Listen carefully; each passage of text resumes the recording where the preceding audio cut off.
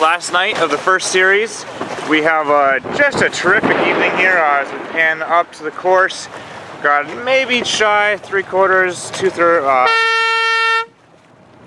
of a length of a windward twice around. We are going to run with kites for the first race, as it's not too bad once you're sailing downhill. We pan back around here and 50 seconds to go. A lot of people liking the boat. I mean, just like everyone likes the boat.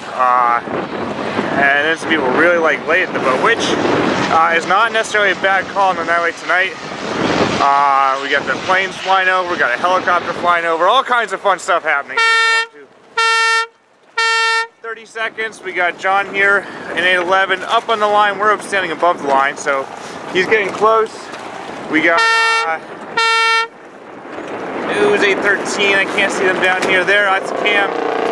He's right up on the line. Jim Pettypaw said to have a great start, 808. And 811 is going to stick it over, jump. Oh, maybe not.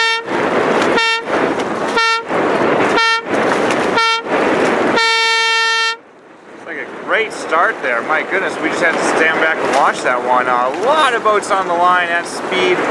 The Lightning decides that this was a great place to sail. Meanwhile, the fleet's off to port. A few boats have to tack out. And I don't think that's going to be such a bad play. They're off to the right early. See, we got Volker, we got Ned. I think I saw Kevin Brown and someone else here. Didn't see using Thunder. A few other boats starting to bail out.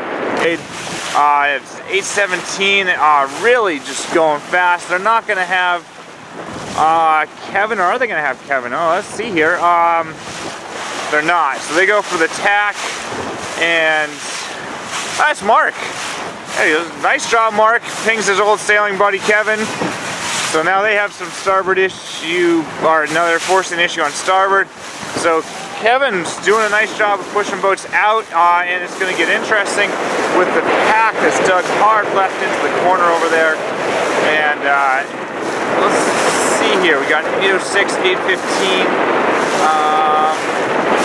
and 808. So I know that's going to be a pretty close crossing. Meanwhile, these guys just sailing right at the middle of the course. The only problem with their setup is it looks like the main's super full down low that you get the alcohol on. Sorry, trying to watch the waves. And the jib's super full as well. You can see the boat just keeling over but not releasing upwind. So let's see. It's going to be... losing the yellow pants here. Oh, April comes around. Gotta get the main out. That's gonna hurt his grounding as they go the long way. Mike Cannon still sitting in the back of the boat. He's gonna come around in second and then instantly pop down. Jim comes around in third. So pretty tame there. And then it gets a little more exciting here as boats try to weave their way through. Darren goes dancing through. Kevin tacks in at the mark. And it would have been clean except he tacked too late, I think. Mark has no room there attacking. And let's stay clear here, Jeff. Let's go a little more up and to the right. As things are getting excited at the windward mark here. All kinds of fouls. We'll have to work through that this evening. But the rest of the fleet, as we can see, pretty well overstood. A lot of distance lost to the front pack. Part of that's just because the boats all stack up, so you gotta go high to get clean lane. But everyone's around in pretty good order here. Well, we pick it up middle of the downwind here with the pack. Our front leaders have extended. Looks like we have Jim and Mike Cannon, and looks like they've just been able to kind of sail over here to the left-hand side of the course. It found a shaft of breeze, and it's a barrelway almost straight down and in to the... Well, it looks like Jim's going to the wrong mark as the gates are over here to the left, so we'll see how they figure that out. 809, looks like they actually jived at about the right time, and they're going to have some nice gains here. And they're going to be probably up into, oh, it looks like they're going to challenge for fourth. Not sure if there's an overlap with 820. There's Mary, I think. So that's going to be a bit of an interesting rounding there. Good rounding by Jim's boat. Looks like this kite a little late coming down on Mike Cannon's boat, and so just gets it sorted out now. Split here, so to say. The first 3 or 4 boats off this way, and then the next 3 or 4 boats off this way. Kind of split. Nice rounding by Johnny as he goes right inside all those boats and picks himself up 3 spots. Nice rounding there, Johnny. And just watch the boat to leeward as they have the right of way. And doesn't look like they hit or anything like that. Just a little bit of a uh-oh, didn't see him there. But they're clean. And we'll watch the rest of the fleet come in here. And with it being breezy, and we're seeing, you know, pretty steady oscillations, one of the things you want to do is kite down early. It makes for a nice, clean, tidy rounding. And Mitch just done that in A16. That's a smart move. Don't let your bad rounding cost you lots of extra spots. And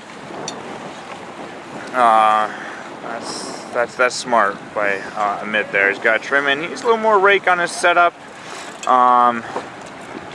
but they'll do okay there. Then all right, here we are back in the middle. I think that's Eric in 809. I can't see from here, so we'll have to check.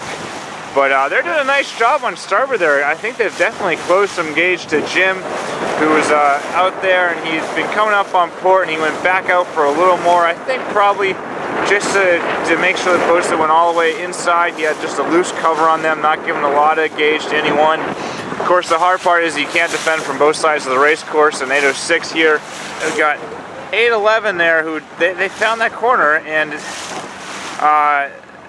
it's looking like they're getting over here. Are they going to have this group of boats on the left? No, they're not. Jim tacks for the weather mark there. Aver really trying to drive up underneath Volker there, make sure he can be clear ahead for the rounding, and he has done that. This Volker goes reaching off underneath him, and so those probably 3 or 4 boats to get around.